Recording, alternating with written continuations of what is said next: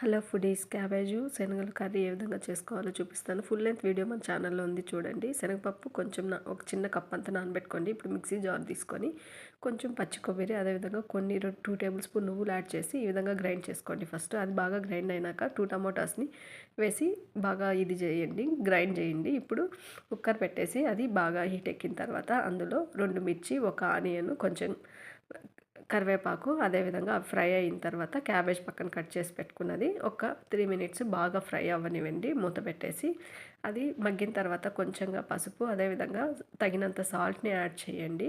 మళ్ళీ ఒక 2 మినిట్స్ అదంతా స్మెల్ పోయేదాకా ఇప్పుడు మసాలాని, అదేవిధంగా 1 టేబుల్ స్పూన్ కారపొడి, 1 టేబుల్ స్పూన్ ధనియాల పొడిని యాడ్ చేసి అది బాగా ఫ్రై అయిన తర్వాత ఒక గ్లాస్ వాటర్ని యాడ్ చేసుకునేసి దగ్గరకు వచ్చేంత వరకు విజిల్ అన్న ఒకటి పెట్టుకోండి. లేదంటే దగ్గరకు వచ్చేంత వరకు అలానే బాయిల్ చేసుకొని ఇంకా దగ్గరకు వచ్చేసి ఇప్పుడు చూడండి కర్రీ అయిపోయింది. ఇంకా కిందికి